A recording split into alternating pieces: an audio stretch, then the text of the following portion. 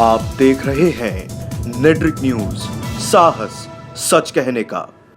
नमस्कार, मैं हूं आपके साथ प्रेरणा तलवार और आप देख रहे हैं नेट्रिक न्यूज। रविवार को निर्वाचन आयोग ने शाम 5:15 बजे लोकसभा चुनाव 2019 की तारीखों का ऐलान कर दिया। बड़ी बात यह है कि मुख्य चुनाव आयुक्त सुनील अरोड़ा ने बताया है कि पहले चरण का जो मतदान है वो 11 अप्रैल को होगा और दूसरे चरण का चुनाव 18 अप्रैल को होगा। बता दें कि पहले चरण में 91 सीटों के लिए मतदान होना है, जबकि दूसरे चरण में 97 सीटों के लिए चुनाव होगा और पूरा चुनाव 7 चरणों में बंट चुका है। इसके लिए अब जरूरी है कि हम आपको बता दें कि 7 चरणों के चुनाव कब, कहां और किन प्रदेशों में होने वाले हैं। तो बता दें 11 अप्रैल को 91 सीटों पर 20 राज्य में पहले चरण के चुनाव। सबसे पहले हम आपको बता दें कि पहले चरण के चुनाव आने वाली 11 अप्रैल को होंगे और 11 अप्रैल को होने वाले चुनाव अंडमान निकोबार 1 सीट पर, आंध्र प्रदेश में 25 सीटों पर, अरुणाचल प्रदेश में 2 सीट पर और असम में 5 सीटों पर, बिहार में 4, छत्तीसगढ़ में 1, जम्मू कश्मीर में 2 सीटों पर, लक्षद्वीप में 1, महाराष्ट्र में 7 सीट पर और मणिपुर में भी 1 सीट पर।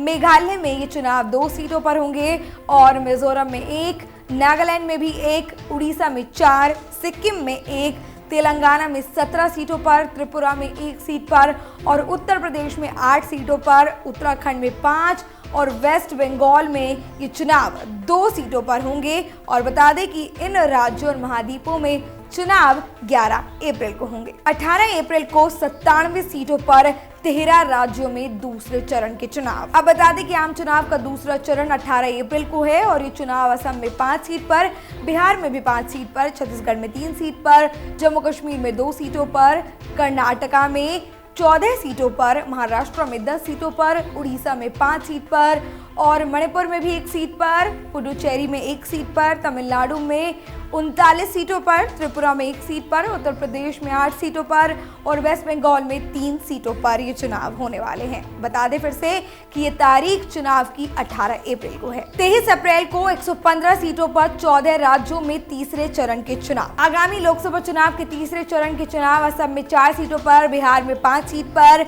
छत्तीसगढ़ में 7 सीटों पर, दादरा और नागर हवेली में 1 सीट पर, दमन दीव में 1 सीट पर, गोवा में 2 सीटों पर, गुजरात में 26 सीटों पर, जम्मू कश्मीर में 1 सीट पर, कर्नाटका में 14 सीटों पर, केरला में 20 सीटों पर, महाराष्ट्र में 14 सीटों पर, उड़ीसा में 6 सीटों पर, उत्तर प्रदेश में 10 सीटों पर और वेस्ट बंगाल में 5 सीटों पर ये चुनाव होने वाले हैं 23 अप्रैल को। 29 अप्रैल को 71 सीटों पर 9 राज्यों में चौथे चरण के चुनाव। आपको बता दें कि बिहार में 5 सीट पर, जम्मू कश्मीर में 1 सीट पर, झारखंड में 3 सीट पर, मध्य प्रदेश में 6 सीटों पर, महाराष्ट्र में 17 सीटों पर, उड़ीसा में 6 सीटों पर, राजस्थान में 13 सीटों पर, उत्तर प्रदेश में 13 सीट और वेस्ट बंगाल में 8। आम चुनाव का चौथा चरण होगा 29 अप्रैल को। 6 मई को 51 सीटों पर 7 राज्यों में 5वें चरण के चुनाव। जी हाँ, लोकसभा चुनाव का 5वां चरण 6 मई को होगा। बता दें कि बिहार में 5 सीटों पर, जम्मू कश्मीर में 2 सीटों पर,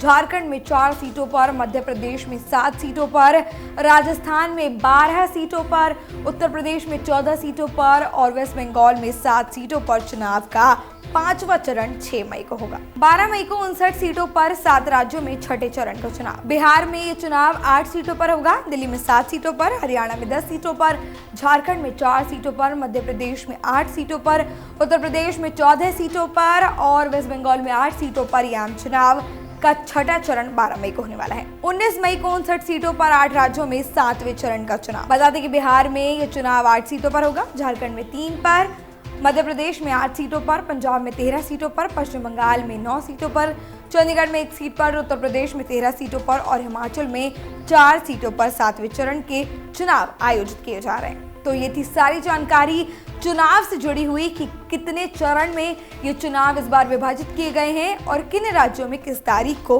और कितनी सीटों पर ये चुनाव होने वाले हैं। तो फिलहाल के लिए इतना ही। इससे जुड़ी और भी जानकारियों को जानने के लिए सब्सक्राइब कीजिए नेट्रिक न्यूज को और वीडियो को लाइक और शेयर करना ना भूलें। नमस्कार। जुड़े रहने के लिए हमारे YouTube चैनल को सब्सक्राइब करें, साथ ही बेल आइकन को दबाएं। नेट्रिक न्यूज की खबरें सबसे पहले देखने के लिए।